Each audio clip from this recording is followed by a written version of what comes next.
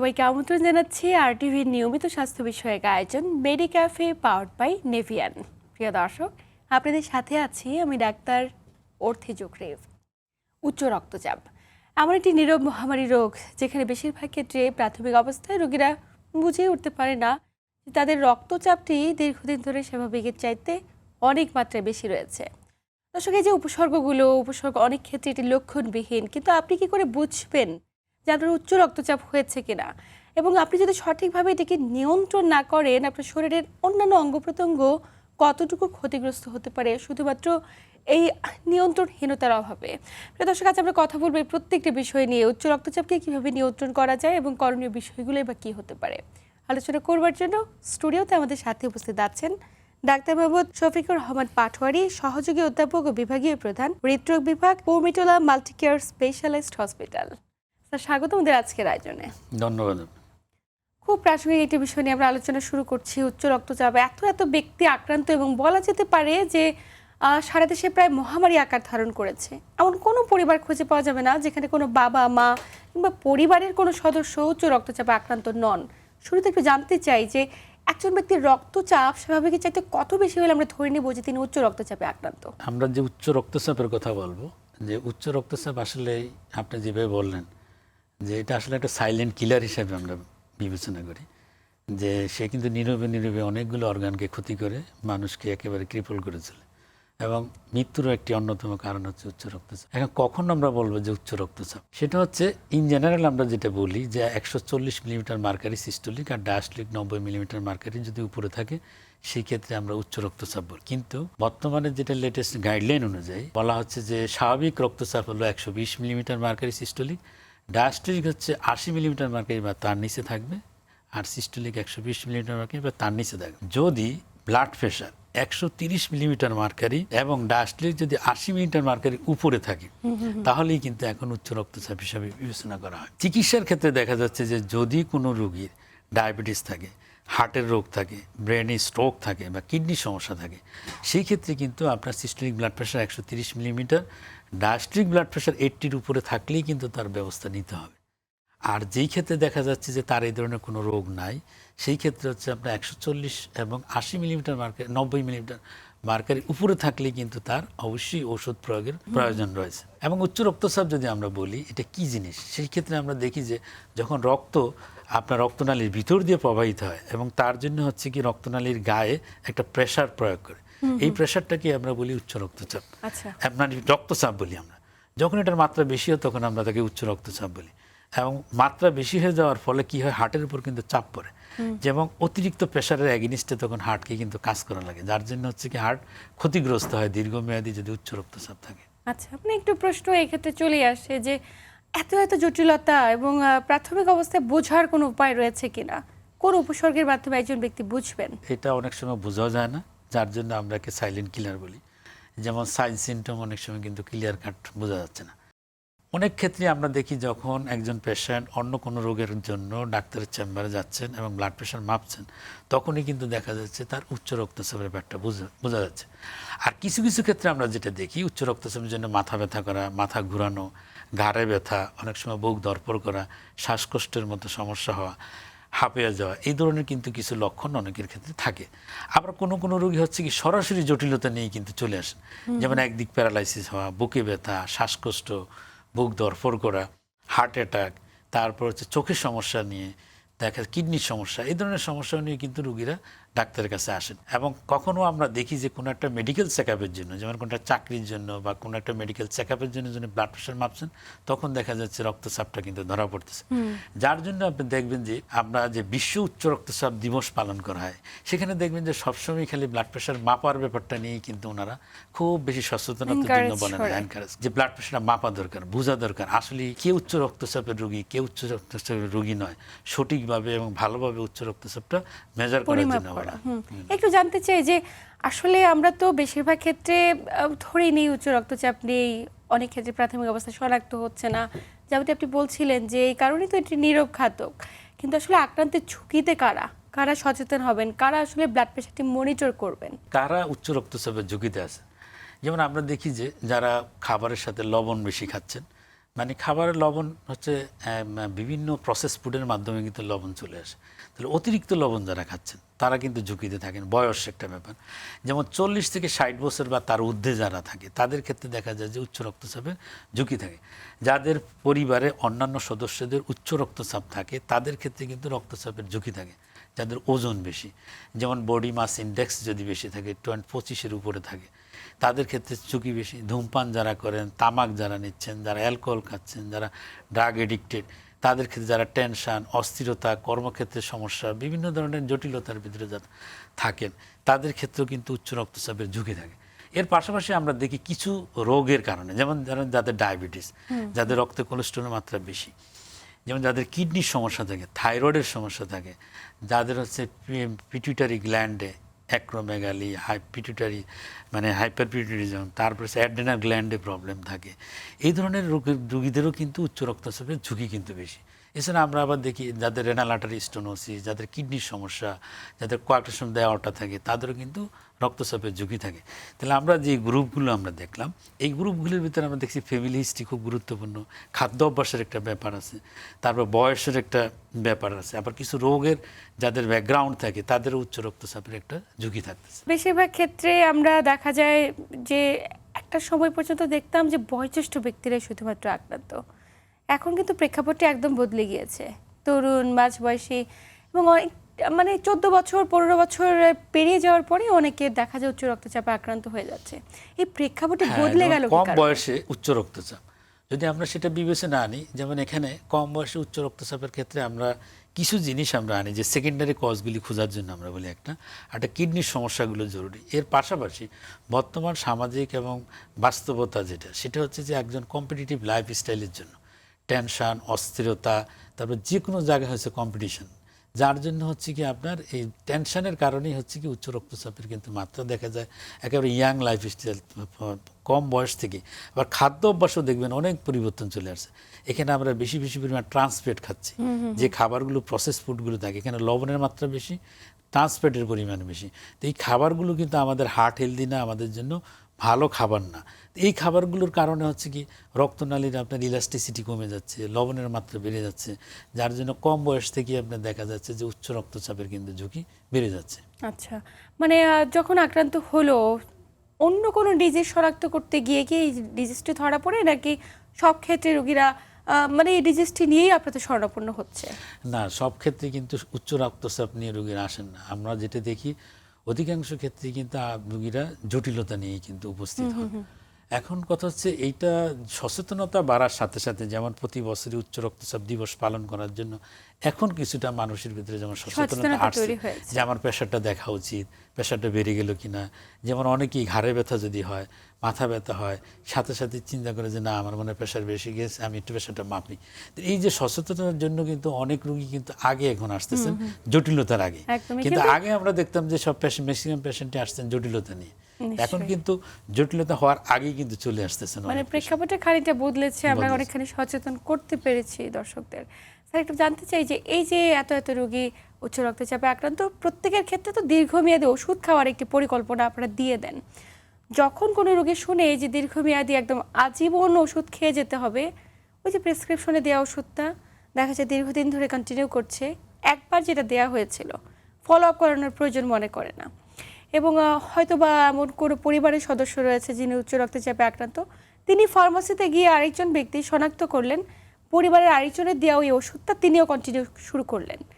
মানে অনেকে মিসগাইডেড হচ্ছে বিষয়গুলোতে ওষুধ খাওয়ার ক্ষেত্রে। অনেকে ফার্মাসির প্রতি ভরসা রাখছে, অনেকে পরিবারের সদস্য যে ওষুধটা খাচ্ছে সেটা খাচ্ছে।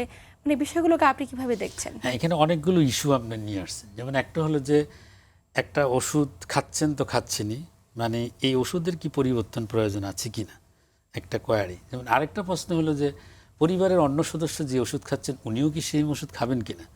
তাহলে দেখা যায় ব্যক্তি টু ব্যক্তি বা পার্সন টু পার্সন কি ভেরিয়েশন আছে কিনা ওষুধের ক্ষেত্রে, এবং ফার্মাসির প্রতি আস্থা রাখা। হ্যাঁ, বা ওই যে ফার্মেসির উপর আস্থা রাখা যেটা বলছেন। আরেকটা হচ্ছে ফলো আপের বিষয়। এখানে চারটা বিষয় কিন্তু এখানে আসছে।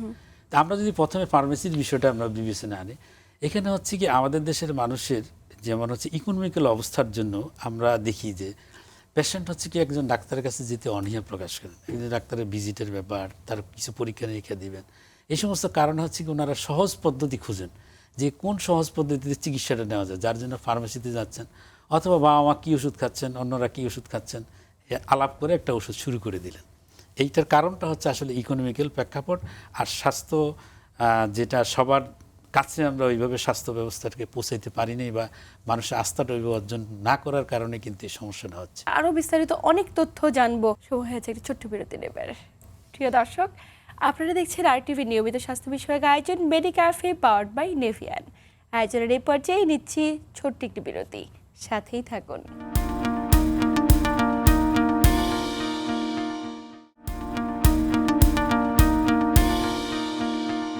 প্রিয় দর্শক, বিরতির পর আবারও সবাইকে স্বাগত জানাচ্ছি RTV নিয়মিত স্বাস্থ্য বিষয়ক আয়োজন মেডিক্যাফে পাওয়ার্ড বাই নেভিয়ান। সাথে আছি আমি ডাক্তার অর্থি জোখরেফ এবং আমার সাথে আছেন ডাক্তার মোহাম্মদ শফিকুর রহমান পাটোয়ারি। স্যার, বিরতির পর আবারও স্বাগত আমাদের আজকের আয়োজনে। বিরতির আগে যেমনটি বলছিলাম যে একই ব্যক্তি দীর্ঘদিন ধরে ওষুধ খাওয়ার প্রবণতা আমাদের সমাজে খুব বেশি আমরা দেখে থাকি এবং বেশিরভাগ ক্ষেত্রে দেখা যায়। আরও একটি প্রেক্ষাপটকে আমি একটু সামনে নিয়ে আসতে চাই, যে বিষয়গুলো আমরা দেখি হুট করে ওষুধটি বন্ধ করে দিয়েছি এবং ঠিক যেদিন আসলে রক্তচাপটি বেড়ে যায় সেদিনই ওষুধটি খাচ্ছি। অকেশনালভাবে ওষুধ খাওয়ার প্রবণতা আমাদের মাঝে রয়েছে এবং আমরা ধরেই নেই যে এটি নিয়মিত খাওয়ার কোনো ওষুধ নয়। এতে করে কী কী ধরনের পার্শ্ব প্রতিক্রিয়া হতে পারে? উচ্চ রক্তচাপের চিকিৎসার জন্য আমরা যেটা বলি যেমন লাইফস্টাইল চেঞ্জ, তার পাশাপাশি হচ্ছে কিছু কিছু পেশেন্টকে আমরা ওষুধ দিই, তাহলে যার জন্য ওষুধ প্রয়োগ করা হয়। এখন ওষুধটা আসলে ডাক্তারের পরামর্শ ছাড়া বন্ধ করা উচিত না। বিশেষ ক্ষেত্রে যেমন আমরা বলি যখন দেখা যাচ্ছে বমি হচ্ছে কোনো কারণে বা পাতলা পায়খানা হচ্ছে, শরীরে পানি শূন্যতা হচ্ছে, এক্সেসিভ সোয়েটিং, এই ধরনের কোনো সিচুয়েশন যেখানে ব্লাড প্রেশার কমে যাওয়ার একটা ঝুঁকি থাকে, যেমন এক সময় জ্বর যদি থাকে ব্লাড প্রেশার কিন্তু কমে যেতে পারে। এই ধরনের সিচুয়েশন হইলে সেই ক্ষেত্রে ব্লাড প্রেশার যদি কমে যায় সেই ক্ষেত্রে কিন্তু ওষুধ বন্ধ রাখার একটা স্কোপ থাকে। এছাড়া কিন্তু আপনার স্বাভাবিক অবস্থায় উচ্চ রক্তচাপের ওষুধ বন্ধ করা উচিত নয়, কারণ যখনই আপনার উচ্চ রক্তচাপের ওষুধ খাচ্ছেন সেই ওষুধের কারণেই কিন্তু রক্তচাপ স্বাভাবিক আছে। তো অনেকে মনে করেন যে আমার যেহেতু রক্তচাপ স্বাভাবিক আছে আমি এখন ওষুধটা বন্ধ করে দিই, যে এটা কিন্তু উচিত নয়। কেন? কারণ যখনই আপনি উচ্চ রক্তচাপ ওষুধটা বন্ধ করবেন তারপরেই কিন্তু প্রেশারটা বেড়ে যাওয়ার ঝুঁকি থাকে। এবং হঠাৎ করে যখন প্রেশারটা বেড়ে যাবে তার পরবর্তী কনসিকুয়েন্সে যেমন আপনার স্ট্রোক বা হার্ট অ্যাটাক, হার্ট ফেলিউর, এই ধরনের কিন্তু মারাত্মক যে জটিলতাগুলো আছে উচ্চ রক্ত, সেই জটিলতার দিকে কিন্তু চলে যেতে পারে। এই জন্য হঠাৎ করে ওষুধ বন্ধ করা উচিত না, কারণ ট্রিটমেন্টটা বেসিক জিনিসটা যেটা সেটা হচ্ছে কি আপনার উচ্চ রক্তচাপকে টোটালি নির্মূল করার মতো কোনো ওষুধ এখনো পর্যন্ত আবিষ্কার হয়নি। তাহলে এমন যদি একটা ওষুধ থাকতো যে আমি আজকে একটা ট্যাবলেট খেলাম তাহলে আমার সারা জীবনের জন্য এই রোগটা থেকে আমি কি মুক্তি পেয়ে গেলাম, কিন্তু এই ধরনের কিন্তু ওষুধ নাই। মানে আমি যে ওষুধটা খাচ্ছি আবিষ্কৃত হয়নি যেটির মাধ্যমে নিরাময় করা সম্ভব। তাহলে ওষুধটা কি? ওষুধটা হলো নিয়ন্ত্রণ করে। মানে আজকে যদি আমি ওষুধ খাই তাহলে আজকে আমার প্রেশারটা ঠিক থাকবে, কালকে তাহলে কি নিয়ন্ত্রণ থাকতেছে না। সুতরাং আর উচ্চ রক্তচাপ মানে কি এটা persistent raise of blood pressure, মানে আপনাকে সবসময়ের জন্য ব্লাড প্রেশার কিন্তু বেশি থাকে। সুতরাং আপনি যখনই বন্ধ করবেন তখনই কিন্তু ব্লাড প্রেশারটা বেড়ে যাবে। তাহলে ব্লাড প্রেশার বেড়ে যাওয়ার যে ঝুঁকি, জটিলতা, সেই জটিলতাতে পড়ে যাবেন। সুতরাং উচ্চ রক্তচাপে ওষুধ ডাক্তারের পরামর্শ ছাড়া বন্ধ করা উচিত না। নিশ্চয়ই। আরেকটি বিষয় জানতে চাই যে আমরা যখন প্রেশারটাকে নিয়ন্ত্রণ করতে চাই, বিশেষ করে প্রত্যন্ত এলাকাগুলোতে আমরা এই বিষয়গুলো অনেক বেশি দেখে থাকি যে উচ্চ রক্তচাপ হয়েছে, মানে হঠাৎ করে প্রেশার বেড়ে গিয়েছে, খুব স্বাভাবিক ভাষায় আমি যদি বলি তেঁতুল পানি খাচ্ছে, তেঁতুল পানি খেয়ে বা আরও বিভিন্ন খাদ্যাভ্যাসে তারা অভ্যস্ত হচ্ছে তাৎক্ষণিকভাবে যে এই খাবারগুলো খেলে প্রেশারটা অটোমেটিক নিয়ন্ত্রণে চলে আসে। আদৌতে কোনো এটার ভূমিকা রয়েছে কিনা? যেমন আসলে উচ্চ রক্তচাপে অনেকেই যেমন ওষুধ খেতে চান না, যেমন আমাদেরকে যেটা বলেন আমি যদি একবার ওষুধ শুরু করি তাহলে তো মনে হচ্ছে সারা জীবনই আমাকে ওষুধ খেতে হবে। তো বিভিন্ন ধরনের আমাদের সমাজে বিভিন্ন ধরনের মানে মতামত বা দৃষ্টিভঙ্গি আছে। এই দৃষ্টিভঙ্গির জন্যই কিন্তু এই সমস্ত তারতম্যগুলো আসে। অনেকে মনে করেন তেঁতুল পানি খেলে প্রেশার ভালো হয়ে যাবে, তেঁতুল পানি খেয়ে শুয়ে থাকেন, রোগ বাড়ায়। কিন্তু আসলে যদি উচ্চ রক্তচাপ থাকে, যেমন আমরা যেটা দেখি 180 মিলিমিটার মার্কারি উপরেরটা, নিচেরটা যদি 120 মিলিমিটার মার্কারি বা তার বেশি থাকে, সেই ক্ষেত্রে কিন্তু আমাকে ইমিডিয়েটলি আপনাকে ওষুধ দিয়ে ব্লাড প্রেশার কিন্তু নিয়ন্ত্রণ রাখতে হবে। তাহলে সেই ক্ষেত্রে তো আপনার এই ধরনের যে চিকিৎসাগুলো এগুলো কিন্তু সুযোগ নেই, আপনার যে কোনো সময় দুর্ঘটনা ঘটার ঝুঁকি আছে। তাহলে আপনার ব্লাড প্রেশার যদি থাকে আপনাকে অবশ্যই মাপতে হবে, মেপে আমাকে ডিজিটটা বুঝতে হবে কত ডিজিটের ভিতরে আছে। যদি ডিজিট যদি ঝুঁকিপূর্ণ অবস্থায় চলে যায় তাহলে আপনি কিন্তু তাৎক্ষণিকভাবে ডাক্তারের শরণাপন্ন হওয়া, ওষুধ প্রয়োগের মাধ্যমে কিন্তু নিয়ন্ত্রণে আনতে হবে। আর অন্য ক্ষেত্রে যেমন আমরা যেই লেভেলে ব্লাড প্রেশার ওষুধ দিতে বলি, যেমন আমরা বলি যদি ডায়াবেটিস থাকে, হার্টের রোগ থাকে, ব্রেন স্ট্রোক থাকে, কিডনির সমস্যা থাকে, 130 মিলিমিটার সিস্টোলিক ডায়াস্টোলিক 80 যদি উপরে থাকে তাহলে কিন্তু ওষুধ প্রয়োগ করার জন্য বলা হয়। আর নর্মালি 140-90 উপরে থাকলে ওষুধ দেওয়ার জন্য বলা হয়। পারসিস্টেন্ট যদি রেঞ্জ থাকে, আমরা দুবার ব্লাড প্রেশার মাপবো বা 2-3 দিন মেপে যদি দেখি না তার সবসময় ব্লাড প্রেশার বেশি থাকে, সেই ক্ষেত্রে তাকে অবশ্যই ওষুধ প্রয়োগের প্রয়োজন আছে। এছাড়াও আমরা কিছু কিছু অভ্যাসের কথা বলি, যেমন লাইফস্টাইল মডিফিকেশন বা জীবনযাত্রার কিছু পরিবর্তন, সেই পরিবর্তনের মাধ্যমে ব্লাড প্রেশার কিছুটা নিয়ন্ত্রণ সম্ভব। যেমন আপনার আসেন, যদি আমি এক্সারসাইজ করি, দেখা যায় যে systolic blood pressure 10 millimetre mercury পর্যন্ত কমানো সম্ভব রেগুলার যদি নিয়মিত ব্যায়াম করেন। তারপর হচ্ছে কি আমরা যে ওজন যদি কমাইতে পারি, বলা হয় যে 1 কেজি ওজনে 1 মিলিমিটার মার্কারি কমবে, তাহলে ওজন যদি বেশি থাকে তাহলে ওজন নিয়ন্ত্রণ করা যেতে পারে। ধূমপান, তামাক, অ্যালকোহল এগুলো যদি আপনি বন্ধ করেন প্রেশার কমবে। ড্যাশ ডায়েটারি অ্যাডভাইস বলা হয় যে, যেমন যেখানে লবণ কম থাকবে, পটাশিয়াম বেশি থাকবে, কোলেস্ট্রল জাতীয় খাবার কম থাকবে, শাকসবজি বেশি থাকবে, এই ধরনের যদি আমরা হার্ট হেলদি খাবার খেতে পারি সেই ক্ষেত্রেও কিন্তু ব্লাড প্রেশার কিছুটা নিয়ন্ত্রণে থাকবে। ঠিকমতো যদি আমি ঘুমাইতে পারি, টেনশন অস্থিরতা থেকে দূরে থাকতে পারি, কর্ম পরিবেশটা যদি ভালো থাকে, তাহলে দেখা যাবে কিন্তু ব্লাড প্রেশার কিছুটা কমবে। তাহলে দেখা যাচ্ছে যে কিছু লাইফস্টাইলে যদি আমি কিছু পরিবর্তন আনতে পারি, সেই পরিবর্তনে কিন্তু আমার ব্লাড প্রেশার কিছুটা নিয়ন্ত্রণে থাকবে। তার পাশাপাশি যদি ওষুধের প্রয়োজনে ওষুধও প্রয়োগ করতে হবে, এর মাধ্যমে কিন্তু আমাকে নিয়ন্ত্রণে রাখতে হবে, এর বাইরে কিন্তু যাওয়ার সুযোগ কম আমার। নিশ্চয়ই। এবং আরেকটা বিষয়কে আমি সংযুক্ত করতে চাই যে আমাদের যে সেডেন্টারি লাইফস্টাইল, আমরা অনেক বেশি স্ট্রেস নিয়ে কাজ করি, প্রত্যেকটা প্রফেশনের মানুষ। এখন দেখা যায় কর্মমুখর যে পরিবেশ, দীর্ঘ সময় একই জায়গায় বসে থেকে ডেস্কে কাজ করতে হয়, হাঁটাহাঁটি করার আসলে সুযোগ বা ওই অবস্থাটা আসলে নেই বলা যেতে পারে, বিশেষ করে ঢাকা কেন্দ্রিক যে মানুষগুলো জীবনযাপন। এবং আগের মতো কায়িক পরিশ্রম করার প্রবণতা আমাদের মাঝে অনেকখানি কমে গিয়েছে।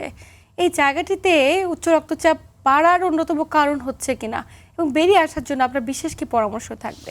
হ্যাঁ, আপনি যেটা বলছেন যে আমাদের এই যে আরবানাইজেশন এবং যে অফিসিয়াল যে লাইফ বর্তমানে, এই সমস্ত লাইফের ক্ষেত্রে আমরা অনেক কিছুই কিন্তু আগের মতো ওরকম নাই। খাদ্য অভ্যাসে অনেক পরিবর্তন হয়ে গেছে।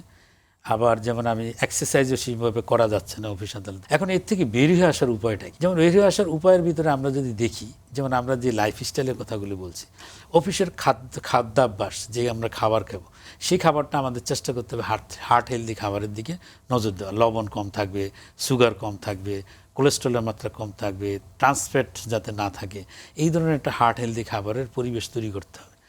তারপর হচ্ছে কি, আমরা যেমন অফিসে আসার সময় আমরা সবসময় গাড়িতে না চলে কিছু অংশ যদি আমি হেঁটে আসি, যেমন কিছু অংশ হাঁটলাম, যেমন প্রতিদিন বলা হয় যে 30 মিনিট যদি ব্রিক্স ওয়াকিং করা যায়, মানে এমন হাঁটা যে হাঁটাতে আপনার হচ্ছে কিছুটা ঘাম ঝরবে, আবার একেবারে শ্বাসকষ্ট হবে না, ব্রিক্স ওয়াকিং যেটা আমরা বলি। এই ধরনের আমি কিছু অংশ হাঁটলাম, কিছু অংশ গাড়িতে আসলাম, এটাও কিন্তু আমাদের একটা এক্সারসাইজের পার্ট হয়। বা অফিসে যদি আমি সবসময় বসে না থাকি, 1 ঘন্টা পর পর যদি আমি একটু উঠি, বা অফিসেই বসে যদি হাত পাগুলো যদি একটু মানে নাড়াচাড়া করলেও দেখবেন যে শরীরের মুভমেন্টটা কিছুটা হয়। এর মাধ্যমে কিন্তু আমরা অনেকটা নিয়ন্ত্রণ করতে পারি। আমরা অফিসের পরিবেশটাও কিন্তু আমরা উচ্চ রক্তচাপ নিয়ন্ত্রণের একটা পরিবেশ কিন্তু আমরা তৈরি করতে পারি। নিশ্চয়ই। আরও একটা বিষয় ক্ষেত্রে আমি যোগ করতে চাই যে আমরা তো অনেক বেশি লিফটে চলে অভ্যস্ত হয়ে গিয়েছি, কিন্তু সিঁড়ি দিয়ে যদি একটু উঠানামা করা যায় সেটাও কিন্তু একটা অন্যতম অভ্যস্ততা। শেষ প্রান্তে জানতে চাই যে আসলে উচ্চ রক্তচাপ প্রতিরোধে এই যে মহামারীর মতো প্রত্যেকটি ঘরে ঘরে উচ্চ রক্তচাপ, সার্বিকভাবে আপনার পরামর্শ কি থাকবে? আমরা অনেক ক্ষেত্রে কিন্তু সঠিকভাবে ব্লাড প্রেশার মনিটরিংও করতে পারি না।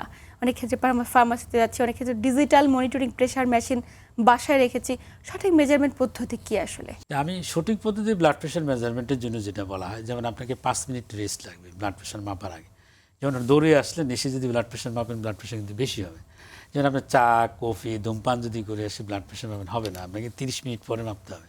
তাহলে কিছু নিয়ম কানুন আপনাকে ফলো করতে হবে, খুব আরাম করে বসতে হবে, হার্ট লেভেলে থাকতে হবে, তাই না, রিল্যাক্স অবস্থায় রেখে তারপর ব্লাড প্রেশার মাপতে হবে সুনির্দিষ্ট কাপ দিয়ে। এবং একবার ব্লাড প্রেশার পেলেই কিন্তু হবে না, আপনাকে কয়েকটা সিটিংয়ে ব্লাড প্রেশারটা দেখতে হবে, এটা পারসিস্টেন্টলি রেজ হতে হবে। সবসময়ের জন্য বেশি থাকলে তখন এটাকে উচ্চ রক্তচাপ হিসেবে আমরা বিবেচনা করি। মানে মোদ্দা কথায় এগুলি হচ্ছে একটা উচ্চ রক্তচাপের ব্লাড প্রেশার মেজারমেন্টের সিস্টেম। এখন আমি যদি প্রতিরোধের কথা বলি, যেমন বাংলাদেশের যে সিচুয়েশন, আপনি দেখবেন যে আমরা কিন্তু কোনো কিছুতেই স্যাটিসফাইড না, আমার কর্মক্ষেত্রও না, সব জায়গাতেই একটু ডিস্যাটিসফ্যাকশন মানুষের ভিতরে কাজ করে। মানে ওভারঅল যে সিচুয়েশন, এই সিচুয়েশন উচ্চ রক্তচাপের জন্য খুব উপযুক্ত একটা সিচুয়েশন। এখানে ধূমপান সবাই করেন, কোনো নিয়ম নীতি মানেন না, তারপর ফেসিভ স্মোকার প্রচুর, খাদ্য অভ্যাসও দেখবেন যে ওইভাবে কিন্তু হেলদি খাবার নাই। তারপরে যে কর্ম পরিবেশও আপনি দেখবেন যে আমরা মানবিক না। যেমন আমার নিচের কর্মচারীরা কিভাবে তারা জীবনযাপন করে, তাদের আর্থিক অবস্থা, তাদের ছেলে মেয়েদের অবস্থা, এই যে তাকে সবসময় একটা টেনশনের ভিতরে থাকতে হয়, তার না আছে ঘুম, সে ঠিকমতো তাদের সংসার চালাতে পারে না। তো এই যে এই সমস্ত টেনশন, এই টেনশন থেকে কিন্তু আমরা পুরো জাতিকে কিন্তু নিরাময় দিতে পারছি না। সুতরাং এখানে উচ্চ রক্তচাপ হওয়ার ঝুঁকিটাই কিন্তু সবচেয়ে বেশি। সেই ক্ষেত্রে হচ্ছে আমাদেরকে টেনশন, অস্থিরতা, খাদ্যাভ্যাসের পরিবর্তন, ওজন কমানো, কায়িক পরিশ্রম করা, নিয়মিত যদি আমি ব্যায়াম করতে পারি, ধূমপান, অ্যালকোহল এগুলো থেকে যদি আমি দূরে থাকতে পারি, টেনশন, অস্থিরতা থেকে দূরে থাকতে পারি, তাহলে দেখা যাচ্ছে অনেক ক্ষেত্রে আমরা কিন্তু উচ্চ রক্তচাপকে নিয়ন্ত্রণ করতে পারি। একদম শেষ প্রান্তে আপনাকে স্যার আন্তরিক ধন্যবাদ গুরুত্বপূর্ণ তথ্য এবং পরামর্শের মাধ্যমে দর্শকদের উপকৃত করবার জন্য। ধন্যবাদ আপনাকে এবং RTV দর্শকদের। প্রিয় দর্শক, এই ছিল আমাদের আজকের আয়োজন। যেমনটি বলছিলেন আমাদের বিশেষজ্ঞ চিকিৎসক, অবশ্যই উচ্চ রক্তচাপ নিয়ন্ত্রণের ক্ষেত্রে জীবনযাপন পদ্ধতিতে একটুখানি পরিবর্তন এবং কায়িক পরিশ্রম এবং দৈনন্দিন একটুখানি হাঁটাচলা, অফিস থেকে ফেরার পথে কিংবা সিঁড়ি দিয়ে ওঠার পথে সব জায়গায় একটুখানি যদি পরিবর্তন আনতে পারি এবং নিজেদের খাদ্যাভ্যাসে যেমন করে বলছিলেন অবশ্যই ট্রান্সফ্যাটযুক্ত খাবারগুলো এড়িয়ে চলা এবং যে সমস্ত খাবারও মানে অনেক বেশি হ্যাভি ফুড, জাঙ্ক ফুড, তৈলাক্ত কিংবা চর্বিযুক্ত খাবার, সেই খাবারগুলো এড়িয়ে চললে উচ্চ রক্তচাপকে অনেক মাত্রায় নিয়ন্ত্রণ করা সম্ভব। ঠিক এমনটি বলছিলেন আমাদের বিশেষজ্ঞ চিকিৎসক। তো এই জায়গায় প্রত্যেকটি ব্যক্তি হয়তো একটুখানি সচেতন হলেই উচ্চ রক্তচাপ হয়ে যে জটিলতাগুলো হয় সেগুলোকে এড়িয়ে যাওয়া সম্ভব। দর্শক, মেডিক্যাফে পাওয়ার্ড বাই নেভিয়ান আজ এ পর্যন্তই। এতক্ষণ সাথে থাকার জন্য সবাইকে আন্তরিক ধন্যবাদ। সবাই ভালো থাকুন, সুস্থ থাকুন এবং RTVর সাথেই থাকুন।